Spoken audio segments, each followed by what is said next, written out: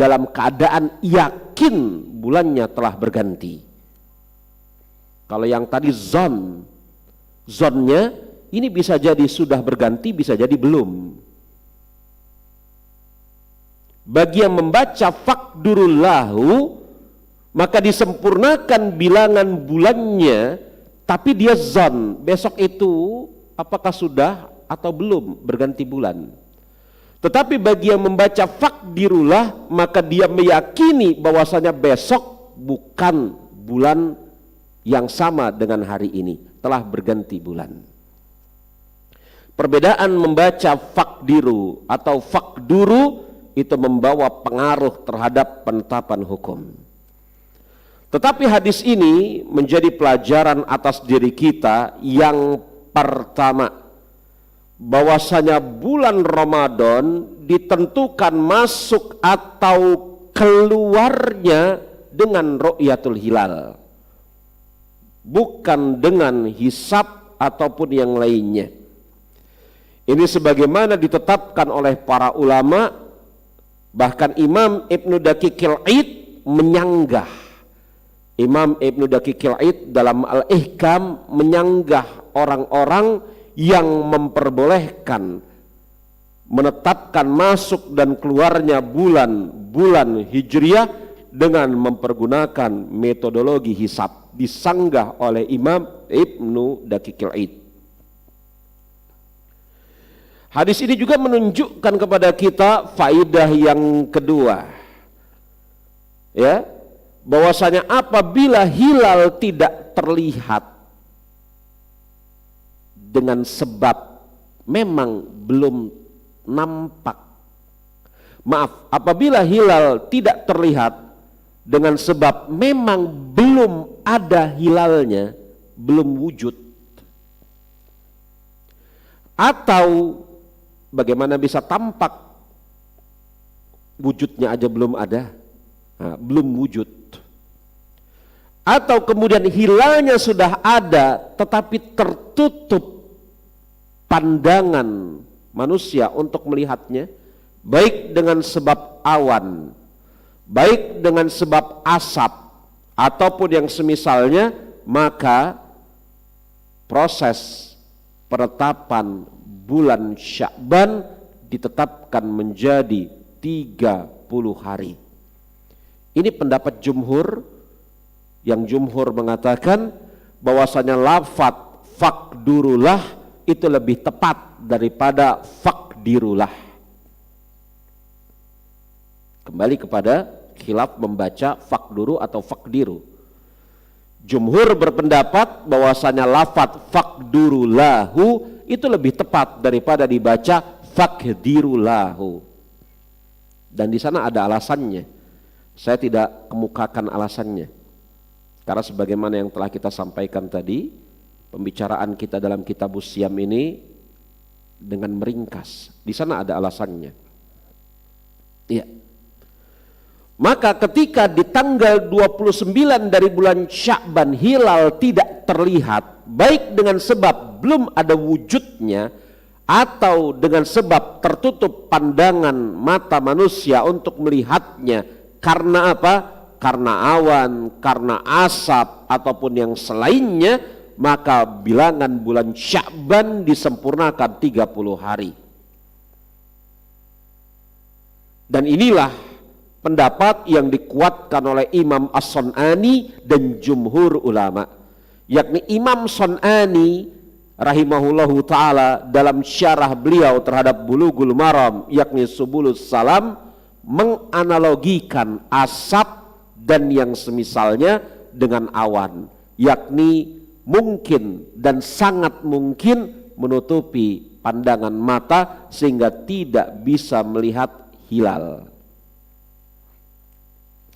Hadis ini juga menunjukkan kepada kita, jamaah rahimani wa rahimakumullah, ya, faidah yang berikutnya, bahwasanya seseorang yakni kaum muslimin itu diberikan kemudahan oleh Allah Subhanahu wa taala. Dalam makna apa? Allah Subhanahu wa taala tidak bebani mereka dengan sesuatu yang sulit. untuk mengetahui masuk dan keluarnya dari satu bulan Hijriyah, maka hanya dengan cara yang sungguh sangat sederhana dan bisa dilakukan oleh setiap manusia selama memang dia mampu mengetahui itu hilal dan pandangannya sehat sudah barang tentu, begitu. Ya, yakni apa? Dengan ru'yatul hilal. Mudah sekali, tidak sulit.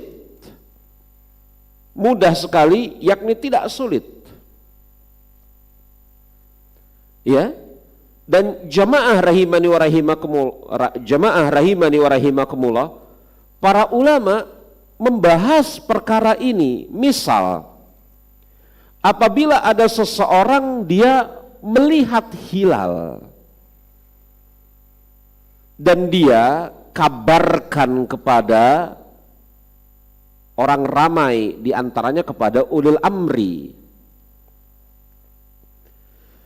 dan ulil amri menolak persaksian dia melihat hilal. Apakah atas orang yang melihat hilal secara sendirian itu dia berpuasa, atau dia berpuasa bersama orang banyak? Maksudnya apa? Ada seseorang yang dia melihat hilal, yakin dia melihat hilal, dan dia sampaikan kepada orang-orang, termaksud kepada ulil amri yang layak dan berhak untuk menentukan perkara ini. Maka atas orang tersebut, apakah dia, kita ulangi, dan persaksian dia ditolak oleh ulil amri, yakni ulil amri tidak menganggap persaksian dia, yakni ditolak, hilalnya dianggap tidak dilihat. Atas orang yang dia meyakini melihat hilal tersebut, apakah dia berpuasa seorang diri atau dia berpuasa bersama kaum muslimin, khilaf ulama di dalam masalah ini. Tetapi jemaah rahimani wa rahimakumullah, ada sebagian ulama diantaranya Imam Syafi'i mengatakan dia berpuasa sendirian. Ini Imam Syafi'i mengatakan begitu, dia berpuasa sendirian. Dan pendapat Imam Syafi'i ini juga diikuti oleh sebagian ulama. Adapun kemudian Imam Ibnu Munzir menukil, yakni apa? Banyak sekali pendapat ulama yang mengatakan dia berpuasa bersama orang banyak. Dan pendapat yang dinukil oleh Imam Ibnu Munzir ini, dia berpuasa bersama orang banyak, ini pendapat yang lebih tepat. Karena di sana ada hadis Rasulullah Shallallahu Alaihi Wasallam, bahwasanya Rasul bersabda, as-saumu yawma yasumun nas, bahwasanya kalian berpuasa ketika manusia berpuasa. Maka atas seseorang yang melihat hilal dan atau atas sekelompok orang yang melihat hilal dan penglihatan hilalnya tidak ditetapkan atau ditolak atau tidak dianggap oleh ulil amri, maka atas mereka pendapat yang kuat, Allahu a'lam, tidak berpuasa. Berpuasalah mereka bersama orang banyak, sebagaimana Rasulullah bersabda, as-saum yauma yasumun nas, bahwasanya kalian berpuasa ketika manusia banyak berpuasa. Ustadz, iya, kalau satu kelompok bukankah itu manusia banyak? Maka perkataan as-saum yauma yasumun nas ini ditafsirkan oleh Imam Ahmad. Kata Imam Ahmad, bukankah manusia banyak berpuasa bersama pemimpin-pemimpin mereka. Jadi dari ucapan Imam Ahmad ini kita mengetahui bahwasanya yang dimaksud kalian berpuasa bersama manusia berpuasa, yakni bersama pemimpin-pemimpin kalian berpuasa. Allahu a'lam bissawab. Kita lanjutkan kepada hadis yang berikutnya. Dari Anas bin Malik, semoga Allah Subhanahu wa taala meridhoi beliau. Beliau berkata bahwasanya Rasulullah sallallahu alaihi wasallam bersabda, "Tasahharu fa inna fis sahuri barakah." Anas bin Malik, semoga Allah Subhanahu wa taala meridhoi beliau berkata bahwasanya beliau pernah mendengar Rasulullah sallallahu alaihi wasallam bersabda, "Sahurlah kalian karena di dalam sahur terdapat barokah." Barokah artinya kebaikan yang sangat banyak, yang melimpah. Makan sahur dikatakan makan sahur karena dikerjakan di akhir waktu. Di akhir waktu malam, ya, akhir waktu malam itulah waktu sahur. Apa kata Rasulullah SAW? Beliau mengatakan, sahurlah kalian karena di dalam makan sahur ada barokah. Barokah di dalam makan sahur banyak, yang mencakup manfaat dunia dan akhirat. Di antaranya seseorang yang makan sahur, dia lebih siap untuk kemudian mengerjakan puasa di esok harinya. Badannya lebih siap, ya, untuk mengerjakan puasa di esok harinya.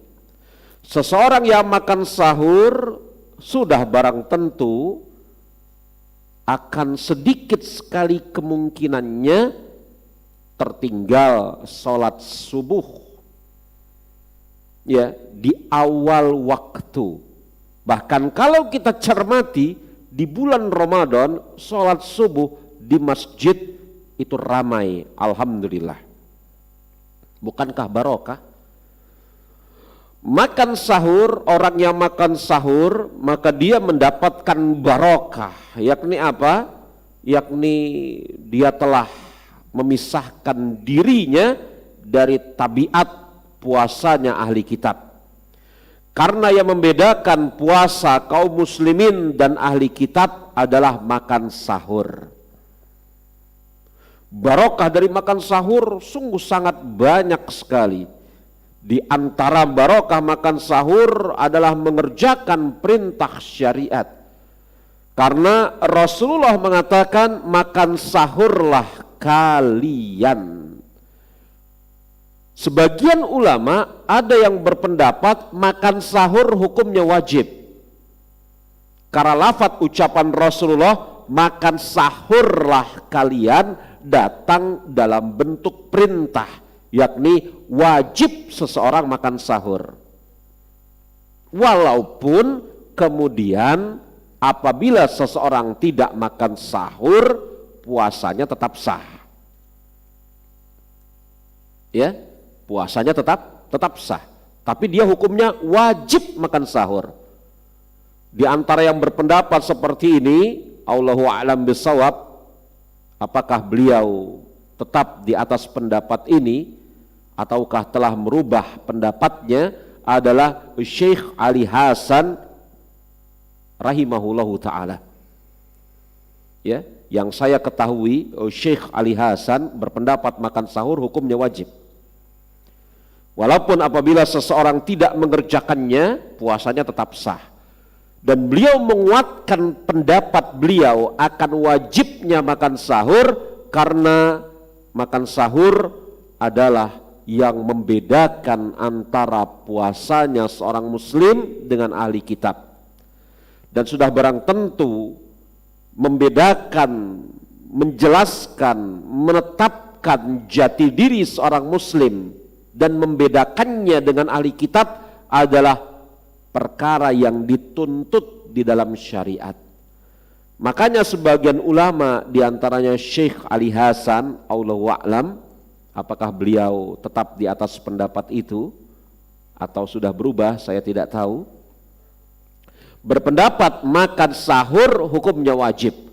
Tetapi Imam Ibnul Munzir rahimahullahu ta'ala, beliau mengatakan ajma'u ala anna sahur mandub ilaihi walam yuqala biwujub.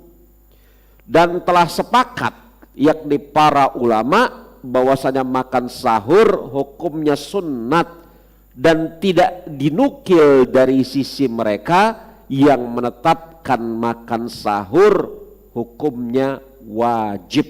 Ini kata Imam Ibnul Munzir dalam kitab beliau Al-Ijma'. Maka jemaah, dari hadis ini kita mendapatkan banyak sekali pelajaran. Pelajaran yang pertama, perintah untuk makan sahur. Dan perintahnya hukumnya sunnat mu'akkadah, tidak wajib. Ya. Karena kenapa? Karena Rasulullah SAW pernah mengerjakan puasa dan menyambung dengan hari berikutnya tanpa diselingi dengan makan sahur dan berbuka. Yakni Rasul puasa wisol. Rasulullah puasa wisol, tidak diselingi dengan makan sahur dan tidak diselingi dengan berbuka. Beliau puasa lebih dari 2 hari berturut-turut. Jadi andai kata andai kata makan sahur hukumnya wajib, maka mustahil Rasul meninggalkan makan sahur. Maka betul apa kata Imam Ibnu Munzir, bahwasanya makan sahur sebagaimana ungkapan para ulama hukumnya sunnat.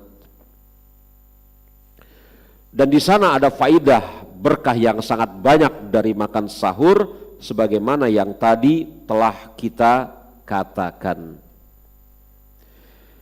Kita lanjut kepada hadis yang berikutnya, hadis dari Anas bin Malik, semoga Allah Subhanahu wa taala meridhoi beliau, yang beliau meriwayatkan dari Zaid bin Thabit. Ada hal yang menarik jemaah rahimani wa rahimakumullah dari riwayat hadis ini, yakni apa? Anas bin Malik, seorang sahabat, meriwayatkan dari Zaid bin Thabit, seorang sahabat yang lain.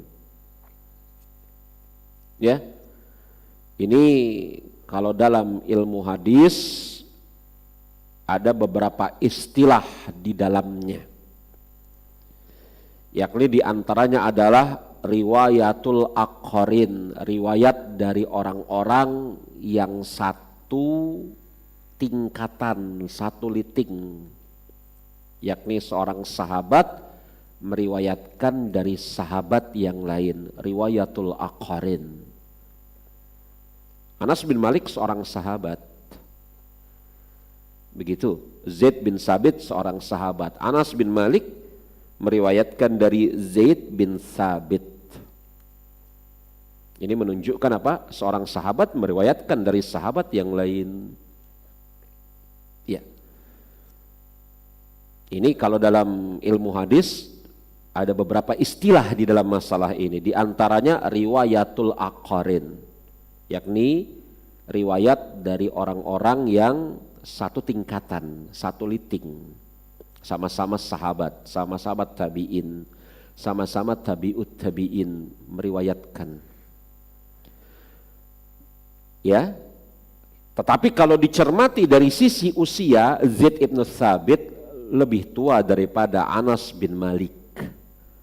Maka di sana ada istilah lain, yakni istilah dalam ilmu hadis riwayatul asagir anil akabir, riwayat dari seorang anak muda yang mengambil riwayatnya dari orang yang lebih tua. Ya, Anas bin Malik lebih muda dibanding Zaid ibn Thabit. Begitu ya. Kalau kemudian Zaid ibn Thabit seorang sahabat meriwayatkan juga dari Anas bin Malik. Jadi Anas bin Malik meriwayatkan dari Zaid bin Sabit. Tetapi andai Zaid bin Sabit juga meriwayatkan hadis yang lain dari Anas bin Malik, maka ada istilah lain, yakni riwayatul mudabbaj, yakni orang yang satu tingkatan saling meriwayatkan satu dengan yang lain. Anas meriwayatkan dari Zaid, Zaid meriwayatkan dari Anas. Ini mudabbaj. Ya, ini istilah-istilah dalam ilmu hadis. Anas bin Malik, semoga Allah Subhanahu wa taala meridhai beliau, beliau meriwayatkan dari Zaid bin Sabit radhiyallahu anhu, di mana dia mengatakan, yakni Zaid bin Sabit mengatakan, ya, kami pernah sahur tasaharna ma'an nabiyyi sallallahu alaihi wasallam thumma qama ila salati. Kami pernah sahur bersama Rasulullah sallallahu alaihi wasallam. Kemudian kami berdiri untuk mengerjakan sholat. Yakni kami pernah sahur bersama Rasulullah. Setelah kami sahur, kami berdiri untuk mengerjakan sholat bersama beliau.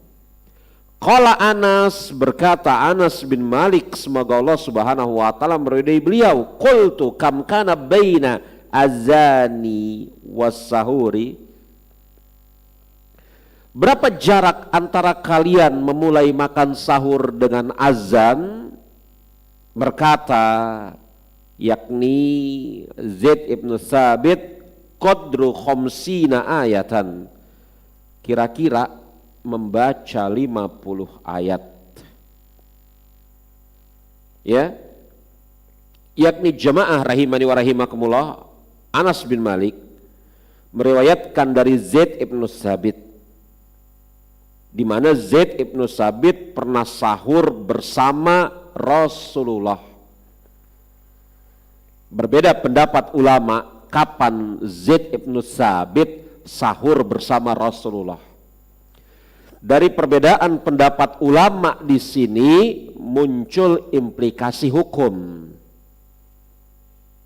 Ya, sebelum kita bicarakan implikasi hukumnya, maka berbeda pendapat ulama kapan Zaid ibn Sabit pernah sahur bersama Rasulullah. Maknanya apa? Apakah Zaid ibn Sabit dan Rasulullah pernah bersengaja sahur bersama-sama, atau ya mereka sahur itu dalam keadaan sedang iktikaf di masjid? Jadi sahur bersamanya karena iktikaf di masjid. Ada sebagian ulama mengatakan bahwasanya Zaid ibn Sabit dan Rasulullah itu sahur bersama kapan? Ketika mereka sedang iktikaf di masjid. Ada sebagian ulama mengatakan bahwasanya Zaid bin Sabit dan Rasulullah itu sahur bersama ketika tidak sedang iktikaf di masjid, yakni di suatu tempat. Allahu a'lam, entah di luar, entah di rumahnya Rasul, entah di rumahnya Zaid bin Sabit. Ada implikasi hukum di dalam masalah ini, khususnya apa? Kalau kemudian Rasul dan Zaid bin Sabit itu pernah sahur bersama dalam makna tidak sedang iktikaf, maka apakah itu menjadi suatu isyarat akan kebolehan sahur bersama? Yakni sengaja melakukan sahur bersama, ya, yakni si fulan keluar untuk sahur bersama, dan momennya bukan sedang iktikaf. Kalau sedang iktikaf ya maklum, sahurnya bareng-bareng di masjid, maklum itu. Tetapi ini tidak sedang iktikaf, bolehkah? Ada sebagian yang mengatakan boleh, berhujjah dengan kisah Zaid bin Sabit ini, karena tidak ditetapkan di sana kapan Zaid bin Sabit yakni sahur bersama Rasulullah. Dan telah dikatakan oleh tidak hanya satu orang ulama ahli usul, semisal Imam Asy-Syankiti rahimahullahu ta'ala, apabila ada perkataan yang maknanya umum, maka dibawa kepada keumumannya. Maksudnya apa? Bisa jadi Rasul dengan Zaid bin Sabit ini sahur dalam makna sedang iktikaf atau tidak sedang iktikaf di suatu tempat. Dibawa kepada makna umum. Apabila satu kata bisa dibawa maknanya kepada seluruh makna, maka harus dibawa pemahamannya kepada seluruh makna tersebut. Begitu ditetapkan oleh ulama ahli usul, semisal Syekh Asy-Syankiti rahimahullahu ta'ala. Jadi atas pendapat yang mengatakan bahwasanya Zaid bin Sabit dan Rasul sahur di suatu tempat, yakni bukan di masjid dalam rangka sedang iktikaf, maka implikasi hukumnya boleh bersengaja mengerjakan sahur secara bersama-sama. Allahu a'lam bissawab. Kembali kepada hadis ini, Anas bin Malik dia meriwayatkan hadis dari Zaid bin Sabit, semoga Allah Subhanahu wa taala meridhai mereka berdua. Zaid bin Sabit mengatakan, kami pernah sahur bersama Rasulullah. Ya. Kemudian beliau berdiri untuk sholat. Anas berkata, aku bertanya kepada Zaid, berapa lama jarak antara azan dan sahur?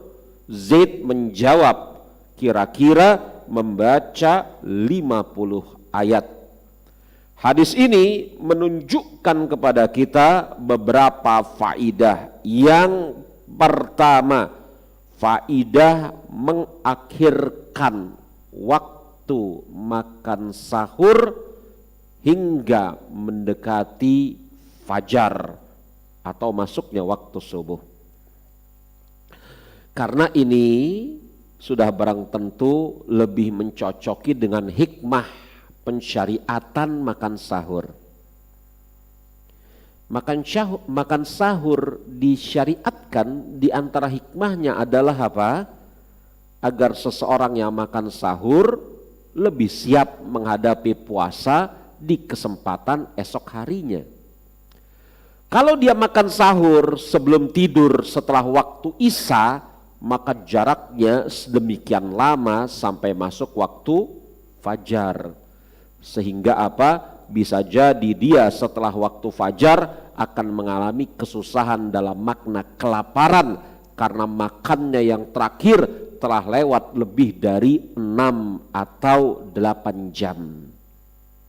Sehingga dengan sebab kelaparannya tersebut mengganggu aktivitasnya. Begitu. Maka yang disyariatkan adalah mengakhirkan makan sahur hingga mendekati waktu fajar. Iya.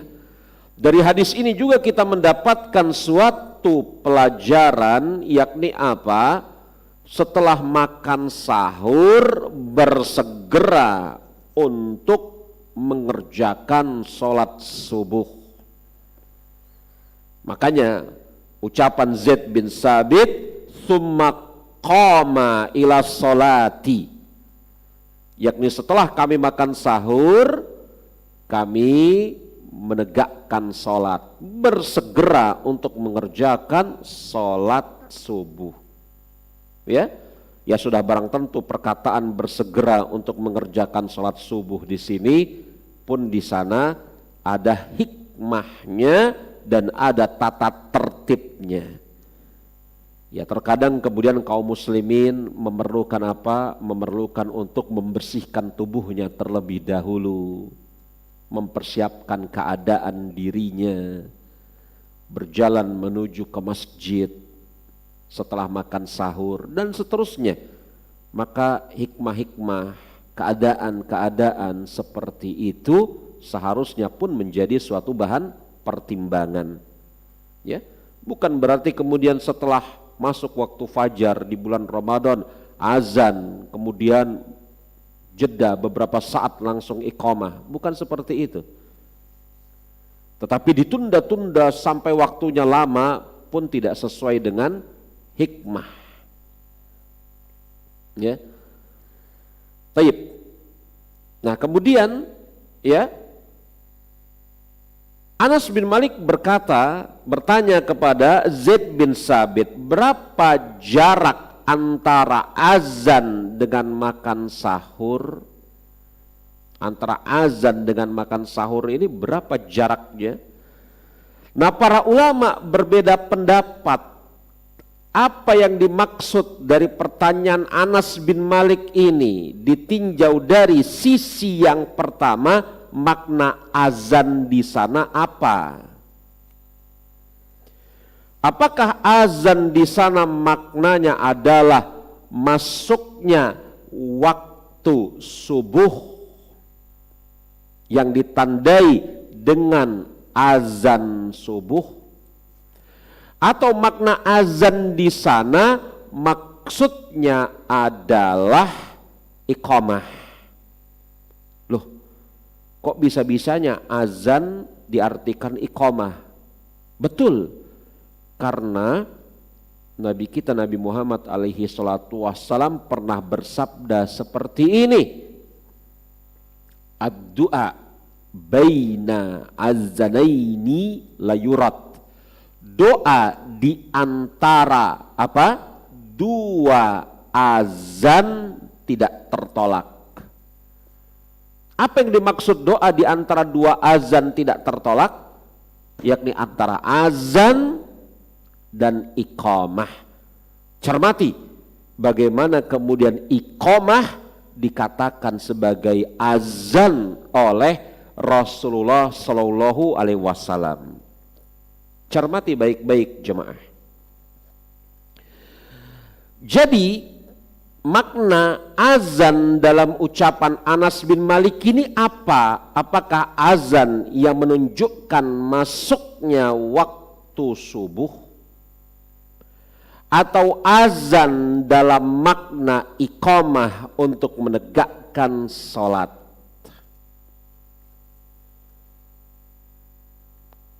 Dan ini implikasi fikihnya, hukumnya berbeda. Cermati. Andai kata lafadz azan di sana adalah apa? Adalah azan yang menunjukkan masuknya waktu sholat. Pertanyaan Anas bin Malik, kam kana baina azani was sahur? Berapa lama jarak antara azan dan sahur? Maka makna pertanyaan Anas bin Malik, kalian menghentikan makan sahur itu berapa lama jaraknya sebelum azan? Lihat ya. Jadi pembahasan fikih itu jemaah, berkali-kali saya katakan, pembahasan yang pertama menarik, yang kedua pun yakni apa? Banyak silang sengketa pendapat ulama di dalamnya. Kaum muslimin ya, sebagiannya mungkin kita ketika berhadapan dengan fenomena fikih, maka yang ada di benak sebagian kita menganggap bahwasanya apa? Bahwasanya pendapat yang dipegangnya adalah kebenaran mutlak, bersamaan dengan itu pendapat yang lain pasti salah, bahkan tidak memiliki dalil. Supaya Anda jangan salah paham, saya harus tegaskan bahwasanya apa? Sebagian ulama berpendapat dengan pendapat-pendapat tertentu yang ditolak oleh ulama yang lain. Dan pendapat-pendapat tersebut ada sebagiannya yang kita pegang. Dan ketika kita memegang salah satu di antara pendapat ulama, jangan sampai kita bayangkan ulama yang lain yang berpendapat dengan pendapat yang berbeda dengan pendapat yang kita ikuti, itu tidak memiliki dalil. Beredar, walaupun saya tidak ragu bahwasanya perkara ini perkara yang diada-adakan, beredar di sisi sebagian kita bahwasanya yang namanya imsakiyah itu sesuatu yang tidak memiliki dalil dalam Al-Quran maupun As-Sunnah. Dikatakan bahwasanya imsak itu bid'ah. Padahal kalau lafadz azan di dalam ucapan Anas bin Malik yang dia bertanya kepada Zaid bin Sabit ini dimaknai azan masuknya waktu subuh, yakni berapa jarak antara kalian berhenti makan sahur sampai masuknya waktu subuh. Apa kata Zaid bin Sabit? Kira-kira membaca 50 ayat. Berarti kalau dimaknai azan di sini adalah azan yang menunjukkan masuknya waktu subuh, ada jeda antara terakhir makan sahur sampai masuknya waktu subuh, yakni jeda seseorang tidak makan dan tidak minum. Padahal belum masuk waktu subuh. Jeda itulah yang kemudian diistilahkan oleh sebagian ulama waktu imsakiyah. Kita boleh tidak setuju dengan ulama yang berpendapat adanya waktu imsakiyah, tetapi mengatakan bahwasanya mereka tidak memiliki dalil sama sekali di dalam menetapkan waktu imsakiyah, ini pun keliru. Mereka memiliki dalil. Mana dalilnya? Ini hadis yang sedang kita baca. Walaupun nanti akan ada jawabannya. Akan ada jawabannya.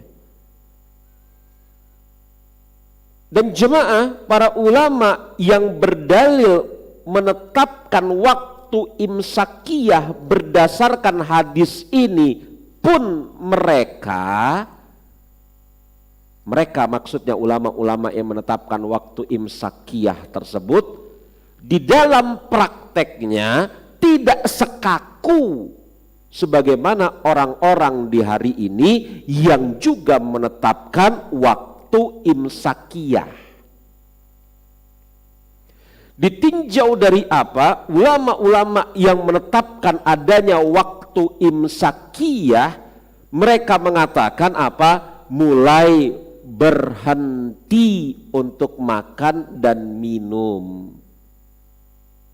Dalam makna bukan sama sekali tidak boleh makan dan minum di waktu imsakiyah, tapi mulai berhenti. Baik sekali kalau sudah dihentikan pada waktu tersebut. Bukan sama sekali tidak boleh. Bukankah ini titik yang berbeda dengan sebagian apa yang dilakukan oleh kaum muslimin yang juga menetapkan waktu imsakiyah?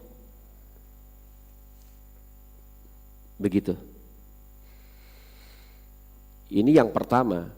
Dan ulama-ulama yang menetapkan waktu imsakiyah dan mengatakan bahwasanya apa? Tetap diperbolehkan makan di waktu imsakiyah.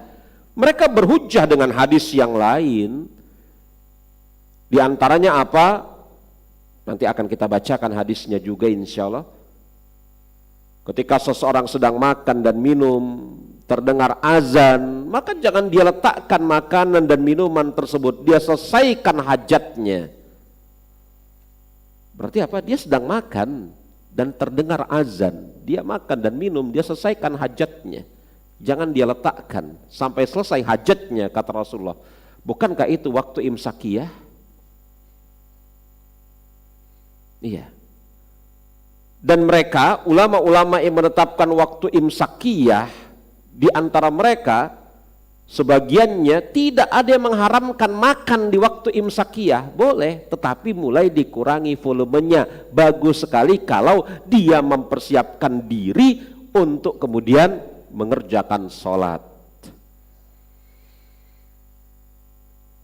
Dan yang kedua, waktu imsakiyah kalau azan di sini dimaksudkan sebagai waktu subuh, begitu, ya, maka jarak antara berhenti makan sahur dengan waktu subuh itu sekitar membaca 50 ayat. Kira-kira membaca 50 ayat berapa lama?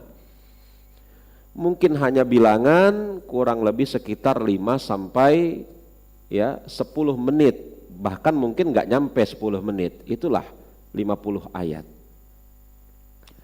Maka tidak jauh, misalnya 15-20 menit sebelumnya, ya 5 menit saja. Ini kalau lafadz azan di sini diartikan sebagai azan yang menunjukkan masuknya waktu subuh. Padahal lafadz azan di sini pun sangat mungkin diartikan iqamah. Dari mana jemaah? Telah kita sebutkan hadis tadi, ad-du'a baina azanaini la yurad. Doa di antara dua azan tidak tertolak. Kata Rasulullah, 2 azan, azan pertama yang menunjukkan masuknya waktu sholat, azan kedua itulah iqamah. Sebagian ulama semisal Syekh Abdullah Al-Bassam rahimahullahu ta'ala mengatakan bahwasanya azan di dalam ucapan Anas bin Malik ini maknanya adalah iqamah. Artinya apa? Kalau kemudian azan di sini diartikan sebagai iqamah, artinya apa? Seseorang makan sahur, dia menghentikan makan sahurnya ketika terdengar azan waktu subuh, bersiap-siap untuk mengerjakan sholat subuh, dan jarak antara azan subuh dengan sholat subuh yang ditegakkan dengan sebab iqamat itu kira-kira 50 ayat. Itu maknanya. Jadi kalau azan di sini diartikan sebagai iqamah, maka bukan menjadi dalil atas imsakiyah. Lihat lafadz azan ini dibawa kemana? Dan Allahu a'lam bishawab, pendapat yang paling kuat lafadz azan di sini dibawa kepada makna iqamah. Karena jelas-jelas Allah Subhanahu wa taala berfirman di dalam surat Al-Baqarah ayat ke-187. Al-Baqarah 187. Allah Subhanahu wa taala berfirman di dalam Al-Baqarah ayat ke-187, wa kulu washrabu hatta yatabayyana lakumul khaytu abyadu minal khaytil aswadi minal fajr. Makan dan minumlah kalian hingga jelas bagi kalian perbedaan antara benang putih dan benang hitam, yakni fajar. Fajar di sana maksudnya adalah masuknya waktu subuh. Berarti dari Al-Baqarah ayat ke-186 ini kita jumpai akan kebolehan secara mutlak makan dan minum sampai masuknya waktu subuh. Maka kalau seperti itu, azan di dalam ucapan Anas bin Malik maknanya harus dibawa kepada iqamah. Allahu a'lam bissawab. Tayyib. Siapkan pertanyaan ummahat terkait dengan apa yang telah kita bahas. Kita lanjutkan kepada hadis berikutnya.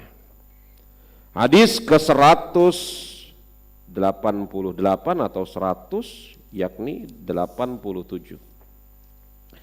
Dari Aisyah dan Ummu Salamah, beliau berdua menuturkan bahwa Rasulullah Shallallahu Alaihi Wasallam mendapati waktu waktu fajar, padahal beliau masih dalam keadaan junub setelah menggauli istrinya.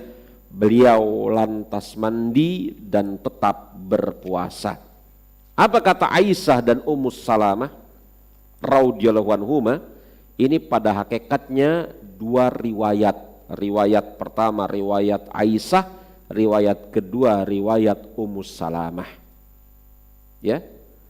Karena jangan Anda bayangkan, nauzubillah, jangan Anda bayangkan Rasul junub karena habis bersama-sama Aisyah dan Ummu Salamah sekaligus.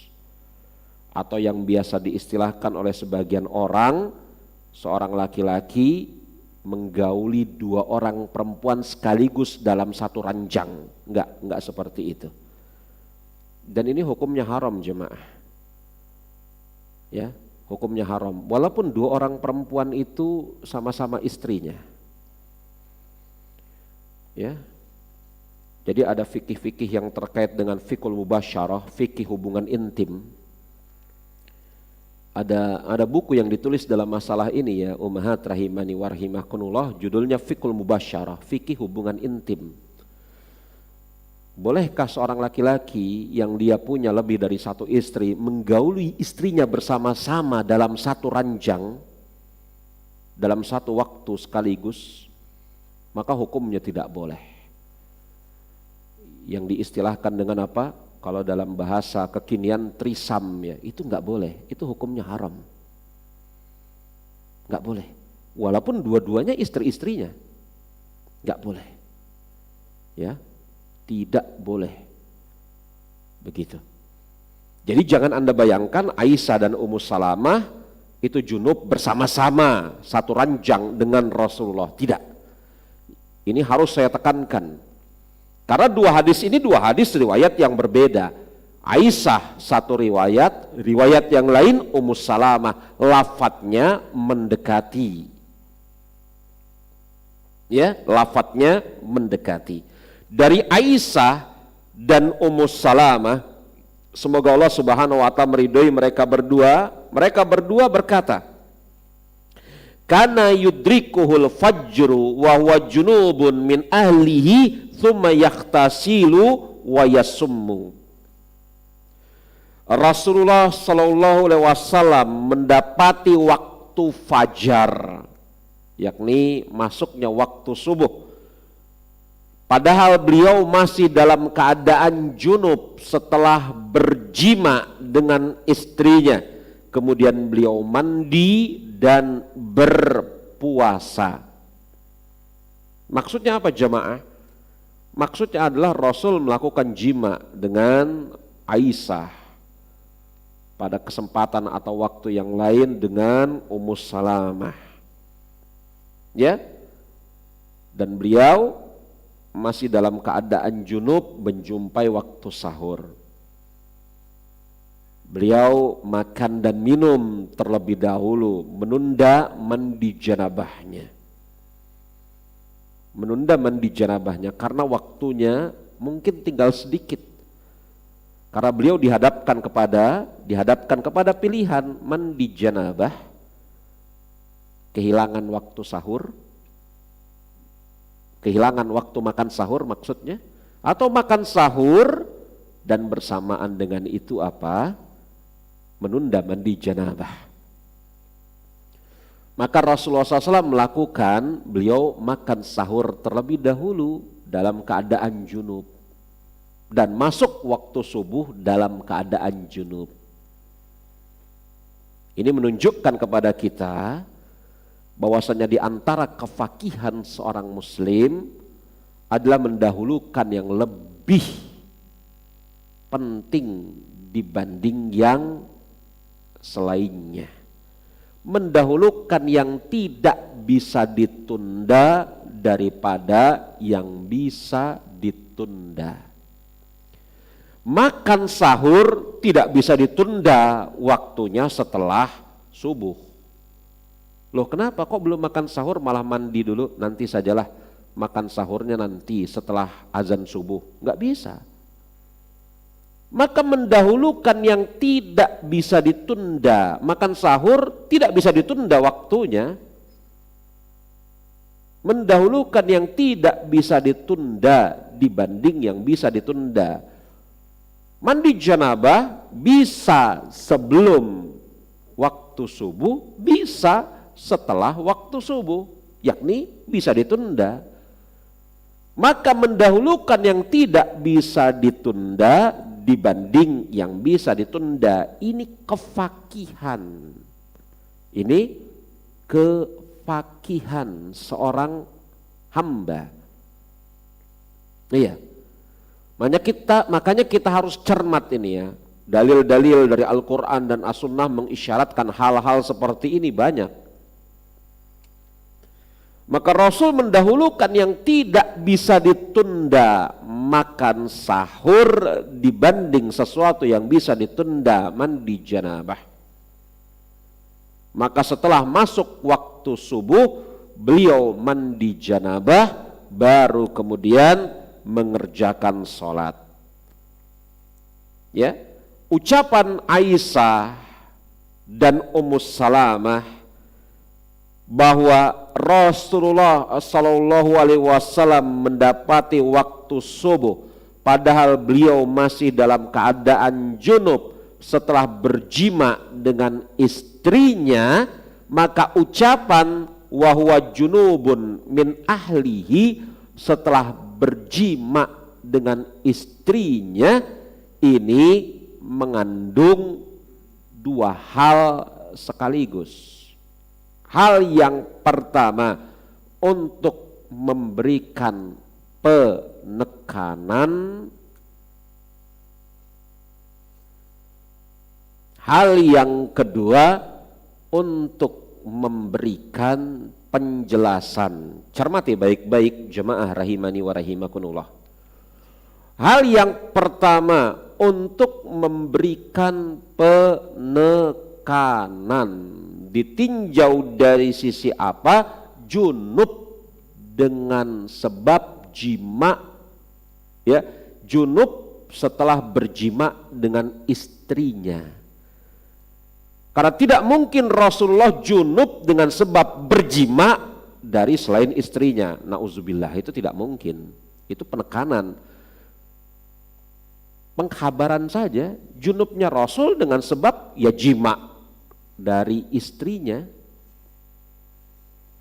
Loh Ustadz, baik, bukankah bisa jadi seseorang junub bukan karena jima dengan istrinya, tetapi karena dengan sebab bermimpi? Ya, tapi tidak atas diri para nabi dan rasul.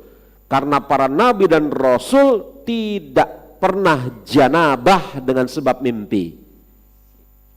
Ini min khosais al-anbiya wal mursalin. Jadi para nabi dan rasul tidak pernah junub dengan sebab mimpi. Karena ihtilam, yakni mimpi basah, ya, itu diantaranya adalah karena permainan syaitan. Dan para nabi dan rasul dijauhkan oleh Allah sehingga bisa dipermainkan oleh syaitan. Maka apa jemaah? Junub setelah berjima dengan istrinya, mungkin akan timbul pertanyaan dari antuna. Junub setelah berjima dari istrinya, emang Rasul pernah junub selain dari istrinya? Ini untuk memberikan penekanan sekaligus penjelasan. Karena junubnya Rasul tidak mungkin kecuali dari istrinya dan tidak mungkin kecuali dengan sebab berjima. Begitu. Ya, ini untuk memberikan penekanan. Ustadz, masih antum masih hutang satu. Apa hutangnya? Penjelasan. Junub dengan sebab berjima dengan istrinya. Penjelasannya apa? Iya, berarti istrinya pun juga janabah. Ada yang namanya inzal di sana, dukhul. Karena bisa jadi kemudian junub dengan sebab istri tetapi tidak jima. Kapan itu? Ya ketika istri kemudian apa? Haid atau nifas. Bukankah ketika Aisyah haid Rasulullah mencumbui Aisyah, tetapi kemudian di atas tubuh Aisyah ada selembar kain? Berarti andai kata junub di sana bukan karena jima, karena apa? Cumbuan tadi. Maka ini sekaligus memberikan penjelasan bahwasanya apa? Junubnya karena jima, bukan karena bercumbu rayu dengan istrinya. Sekaligus memberikan penjelasan istrinya pun junub. Karena jemaah, dan ini layas tahi minal haq, ini kita tidak perlu malu ketika menjelaskan al-haq, kebenaran. Dan ini bukan sesuatu yang porno, tidak sama sekali. Karena bisa jadi seorang laki-laki junub ketika bercumbu dengan istrinya, istrinya tidak junub. Loh kok bisa? Iya, karena tidak ada proses dukhul inzal tadi. Tidak ada proses apa? Dukhul, masuk. Maklum insyaallah ta'ala ya. Loh Ustadz, kalau kemudian sang suami mengeluarkan maninya, tumpah misalnya ke tubuh istrinya, apakah istrinya tidak junub? Tidak, karena mani tidak menyebabkan junubnya seseorang yang terkena. Bahkan mani inda syafi'iyah suci. Mani itu di sisi mazhab syafi'iyah dan pendapat Imam Syafi'i suci. Jadi seorang istri yang terkena mani suaminya cukup atas dirinya dibersihkan, tidak wajib mandi. Ini pembicaraannya jauh, nanti kita akan berbicara tentang mandi janabah.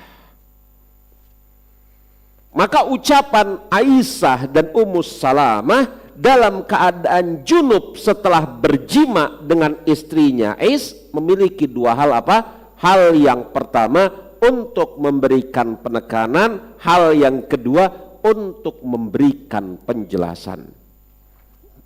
Dari hadis ini kita mendapatkan pelajaran. Apa pelajarannya? Yang pertama, mendahulukan yang tidak bisa ditunda dibanding yang bisa ditunda. Hal yang kedua, keabsahan, yakni sah seseorang berpuasa ketika dia menjumpai waktu sahur dan makan sahur dalam keadaan junub. Boleh sah ya seseorang berpuasa di siang harinya ketika dia menjumpai di waktu sahur dan di waktu makan sahur dalam keadaan junub. Dan hadis ini juga menunjukkan kepada kita faidah yang ketiga. Atas orang-orang selain para nabi dan rasul juga dikiaskan dengan mimpi. Walaupun para nabi dan rasul tidak pernah bermimpi yang menyebabkan junub, ihtilam, begitu. Selain nabi dan rasul mungkin mereka akan bermimpi, begitu. Tetapi ditinjau dari sisi baik mimpi yang mengeluarkan mani dan berjima yang juga mengeluarkan mani, sama-sama membawa pengaruh kepada junub.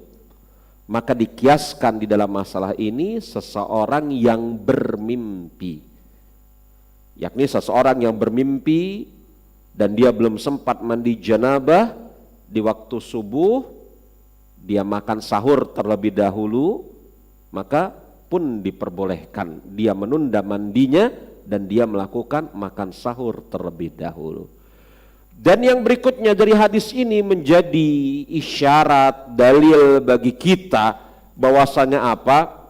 Bercumbu suami istri di malam bulan Ramadan tidak terlarang dan tidak bertentangan dengan semangat bulan Ramadan itu sendiri. Ada sebagian orang yang salah memahami di dalam bulan Ramadan itu apa? Jangan dekat-dekat. Walaupun malam jangan dekat-dekat sama istri. Ini bulan Ramadan, ini bulan untuk beribadah. Kamu jauh-jauh mas, jangan dekat-dekat saya. Saya mau ini, saya mau itu, saya mau qiraah, tadabbur, saya mau sholat, bla bla bla bla bla. Ya, ini menyalahi tuntunan isyarat Rasulullah. Ya. Dan jangan sampai kemudian seseorang mengharamkan sesuatu yang dihalalkan oleh Allah Subhanahu wa Ta'ala dan Rasulnya, halal di malam bulan Ramadan untuk berkumpul sepasang suami istri. Maka ada sebagian orang yang ini bulan Ramadan, kelewatan bulan Ramadan masih begituan aja. Tidak mengapa sama sekali, tidak bertentangan dengan semangat bulan Ramadan. Masa begitu, ini gimana sih, kayak pengantin baru aja bang, bulan Ramadan malam-malamnya masih colek-colek. Gak bertentangan dengan semangat bulan Ramadan sama sekali. Bahkan kalau kemudian hubungan badan jima di malam bulan Ramadan tersebut dibawa kepada makna untuk beribadah, maka pun dia bisa menghasilkan pahala. Bukankah kata Rasulullah di dalam hadis yang ma'ruf masyhur, wafi butni ahadakum shadaqah, dan di dalam hubungan badan kalian dengan istri kalian di sana bernilai sedekah. Maka tidak bertentangan sama sekali. Ya, karena ada sebagian yang kita lihat, kita dengar, kalau sudah bulan Ramadan masuk apa? Dia kencangkan ikat pinggangnya sekencang-kencangnya dari awal bulan Ramadan. Dia usir suaminya, dia tidak pedulikan istrinya segala macam. Kita katakan, ini kalau pilihan seperti itu sih boleh-boleh saja. Tetapi jangan sampai kepada titik bahwasanya apa? Mendekati istri, mendekati suami, bercumbu sepasang suami istri di malam bulan Ramadan, ini hukumnya haram. Ini mengharamkan yang Allah halalkan. Pun jangan menganggap orang yang melakukan hal seperti itu kurang keimanannya. Ini kurang keimanannya, bulan Ramadan kok masih ngerjain yang gitu aja. Tidak sama sekali. Ya, tidak sama sekali. Lihat bagaimana Rasulullah, dan begitu juga Allah Subhanahu wa Ta'ala memperbolehkan di malam hari sepasang suami istri bercumbu. Sebagaimana Allah Subhanahu wa Ta'ala berfirman di dalam surat Al-Baqarah ayat ke-187, uhilla lakumul lailata siyami rafathu ila nisaikum, dan dihalalkan bagimu pada malam hari di bulan Ramadan bercampur dengan istrimu. Huna libasul lakum wa antum libasul lahunna, kalian adalah pakaiannya dan mereka adalah pakaian kalian. Berarti boleh di malam bulan Ramadan. Iya. Ini faidah yang bisa kita petik dari hadis Aisyah dan Ummu Salamah. Semoga Allah Subhanahu wa Ta'ala meridhoi mereka berdua. Dan hadis ini juga menunjukkan kepada kita faidah berikutnya, fadilah ummahatul mukminin. Karena apa jemaah? Karena hal-hal yang seperti ini, tentang apa yang Rasul lakukan di rumahnya, yang Rasul lakukan di malam hari, itu tidak akan mungkin diketahui kecuali oleh orang-orang terdekat mereka, oleh orang-orang terdekat beliau. Dan orang-orang terdekat yang dekat sekali hubungannya dengan Rasulullah adalah keluarga beliau, ahlul bait beliau. Bayangkan kalau tidak ada Aisyah, tidak ada Ummu Salamah, tidak ada Ummahatul Mukminin, istri-istri Rasulullah SAW, betapa banyak kemudian perilaku, tabiat, sikap, perbuatan Rasul yang ada di rumah tidak kita ketahui. Dan Allah Subhanahu wa Ta'ala menjadikan perempuan-perempuan pilihan menemani Rasul kita Nabi Muhammad alaihi salatu wassalam, yang setelah itu mereka yang sebelumnya mereka belajar mencermati perbuatan Rasulullah, mengingat-ingat, menghafalnya dan menyampaikan kepada umat. Sekaligus ini menunjukkan kepada kita bahwasanya seorang muslim tidak perlu malu dalam perkara-perkara kebenaran walaupun menyangkut hal-hal yang sensitif. Tidak perlu merasa malu dalam perkara kebenaran atau mencari kebenaran walaupun dalam hal yang dirasakan sensitif. Bagaimana tidak sensitif hubungan sepasang suami istri? Itu kan perkara yang sensitif. Tetapi Aisyah dan Ummu Salamah menyampaikan kepada sahabat-sahabat tabi'in, karena ini sesuatu yang harus diketahui al-haq. Bagaimana tidak malu seorang wanita yang pernah bertanya kepada Rasulullah, "Ya Rasulullah, telah berhenti darah haid dari diri saya. Akan tetapi saya masih ragu apakah haid saya ini betul-betul berhenti atau jangan-jangan masih ada." Maka Rasul katakan itu tuh ada kiswatul bayda, yakni ada benang putih. Benang putih seperti apa ya Rasulullah? Seperti ini dan itu. Bagaimana ya Rasulullah? Kemudian Rasul memalingkan wajahnya. Aisyah memegang perempuan tersebut sambil mengatakan, "Ambil kapas, letakkan di kemaluanmu dan engkau tarik. Andai kata telah ada keluar benang putih tipis yang menyertai kapas tersebut, ketahuilah engkau telah suci." Itu kata Aisyah. Datang seorang perempuan kepada Rasulullah di hadapan sahabat-sahabat yang lain, dan ini perkara sensitif, sambil mengatakan, "Ya Rasulullah, innallaha la yastahi minal haq." Ya Rasulullah, Allah enggak malu terhadap perkara kebenaran. Apakah bagi perempuan juga wajib mandi apabila dia melihat air di pagi harinya? Yakni apabila perempuan mengeluarkan mani di pagi hari, apakah dia juga wajib mandi seperti laki-laki wajib mandi karena dengan sebab mimpi? Kata Rasul, "Al-ma'u minal ma'." Air yang keluar dari kemaluanmu itu menyebabkan engkau wajib terkena air, yakni mandi janabah. Lihat, tidak perlu malu untuk mencari kebenaran atau menyampaikan kebenaran sebagaimana yang dipraktekkan oleh ummahatul mukminin. Allahu a'lam bissawab. Baik jemaah, ini yang kita bahas pada kesempatan hari ini. Kita telah sampai hadis yakni hadis ke 188 atau 187. Insyaallah ta'ala pada kesempatan yang berikutnya bisa kembali kita lanjutkan dari membacakan kitab Shaum dari Umdatul Ahkam. Allahu a'lam bissawab. Baik, mungkin ada yang mau ditanyakan, saya persilahkan kalau ada yang hendak ditanyakan. Baik secara langsung dan atau lewat tulisan, saya persilahkan.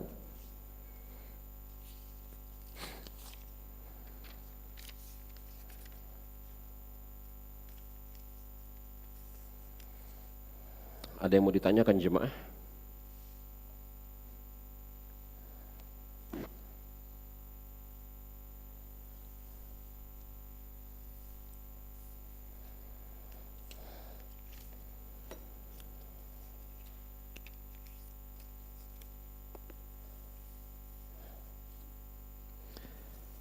Ada yang hendak ditanyakan?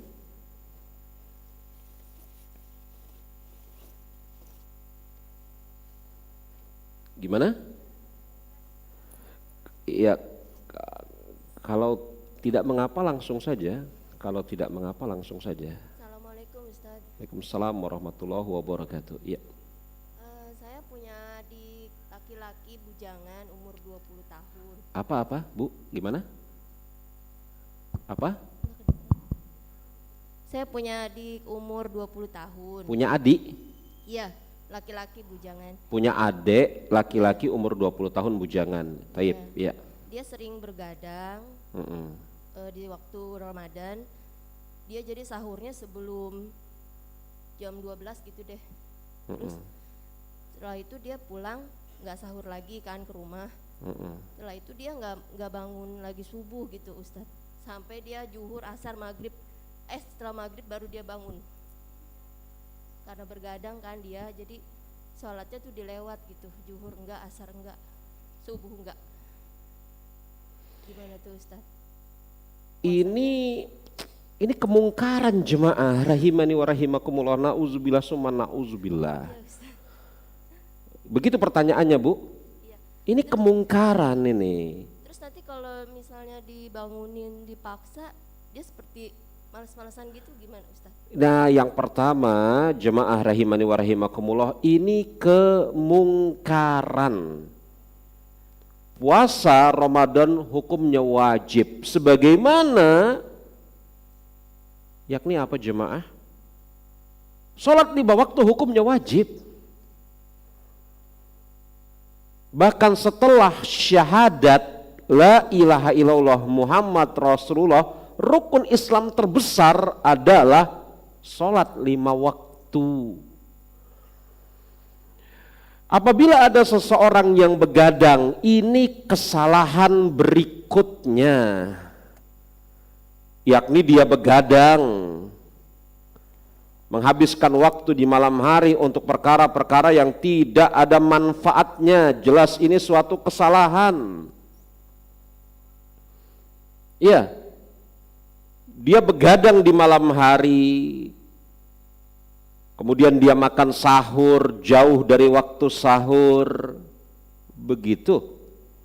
Sehingga dia waktu sahur tidak bangun lagi, tidak sholat subuh, tidak sholat zuhur, tidak sholat asar, tidak bangun kecuali menjelang waktu maghrib. Maka dia tertinggal 2 atau 3 sholat.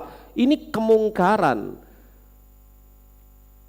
Andai kata seseorang meninggalkan perkara wajib karena sunat saja tercela, apalagi seseorang meninggalkan perkara wajib karena hal yang tidak ada manfaatnya sama sekali. Misal ibu, ada orang meninggalkan perkara wajib karena mengerjakan sunat, dia tercela. Apalagi ada seseorang yang meninggalkan perkara wajib karena melakukan perkara yang tidak ada gunanya sama sekali, dia lebih jelek. Maka atas orang seperti ini apa yang harus dia lakukan? Dia bertaubat kepada Allah Subhanahu wa taala karena meninggalkan sholat wajib. Ini dosa yang sangat besar di sisi syariat Islam, di sisi Allah Subhanahu wa taala, yang para ulama bersepakat dia termaksud dosa besar. Perbedaannya di sana hanya kepada titik apakah kufur atau tidak kufur, itu saja. Tapi sepakat ulama ini dosa besar. Itu di satu titik. Dia bertobat kepada Allah Subhanahu wa taala. Dia tinggalkan aktivitas dia yang tidak ada manfaatnya, yakni bergadang. Karena orang yang begadang di malam hari sudah barang tentu akan membawa efek buruk terhadap dirinya di siang hari. Siang harinya jadi ngantuk, malas, tidak bersemangat, dan seterusnya. Hukuman atas kemaksiatan bergadang ya seperti itu tadi, dia tinggalkan bergadangnya. Apalagi bergadang yang tidak ada gunanya, cuma sekedar nongkrong sana, nongkrong sini, nongkrong sana, nongkrong sini, tidak ada gunanya. Apalagi dikerjakan setiap hari, apalagi sampai kemudian menyebabkan apa? Dia meninggalkan kewajiban. Maka bagaimana dengan sikap kita ketika menjumpai anggota keluarga, apalagi dia ada di rumah kita, maka kita nasihati, ya, agar dia meninggalkan perbuatan buruknya bergadang. Andai kata dia masih begadang menyebabkan dia tidak bangun di waktu subuh untuk sholat, kita bangunkan. Kita bangunkan, dia di rumah kita kok. Hah? Andai kata dia tidak di rumah kita pun, kita berkewajiban untuk mengingatkan amar ma'ruf nahi munkar karena ini keluarga kita, apalagi dia masih dalam rumah kita bangunkan. Ya? Kita bangunkan untuk dia mengerjakan sholat subuh, untuk mengerjakan sholat zuhur, untuk mengerjakan sholat asar. Kita berikan dia nasihat, kita arahkan dia agar kemudian menyibukkan dirinya dengan sesuatu yang membawa manfaat. Ini kemungkaran luar biasa, bergadang yang tidak ada manfaatnya hingga menyeret kepada tidak mengerjakan sholat. Andai kata bergadang yang tidak ada manfaatnya, tetapi dia masih mengerjakan sholat saja tercela begadangnya, apalagi menyebabkan dia tidak mengerjakan sholat. Tetapi ditinjau dari sisi apakah puasanya sah, maka puasanya sah menurut pendapat ulama yang tidak mengkafirkan orang yang meninggalkan sholat. Sebagaimana kita maklum, meninggalkan sholat khilaf ulama di dalamnya. Mazhab Imam Ahmad dan Imam Ahmad sendiri berpendapat seperti itu. Orang yang meninggalkan sholat kufur, keluar dari agama Islam. Yang turunannya apabila kufur keluar dari agama Islam, artinya puasanya nggak ada guna. Tapi jumhur ulama berpendapat, seseorang yang meninggalkan sholat 5 waktu dalam keadaan masih meyakini kewajibannya, sholatnya dia tidak kufur. Kalau konsekuensinya dia tidak kufur keluar dari agama Islam, artinya puasanya sah. Tetapi jelas puasanya sah dalam keadaan tidak bagus puasanya, tidak sempurna ganjaran pahalanya, bahkan bersamaan dengan itu dia terjatuh kepada perbuatan dosa besar. Ya, ada tulisan bagus sekali ditulis oleh Syekh Abdullah bin Abdullah Al-Jarullah rahimahullahu ta'ala terkait dengan mafsadahnya begadang. Saya lagi menerjemahkan tulisan itu jemaah. Mafsadatnya begadang ini jeleknya luar biasa. Ya, baik. Saya rasa ini yang kita sampaikan pada kesempatan hari ini. Mudah-mudahan yang saya sampaikan pada kesempatan hari ini membawa manfaat bagi saya pribadi dan Anda semua. Ya, kita tutup dengan mengucapkan subhanakallahumma wa bihamdika asyhadu an la ilaha illa anta astaghfiruka wa atubu ilaik. Khairu da'wana alhamdulillahi rabbil alamin. Assalamualaikum warahmatullahi wabarakatuh.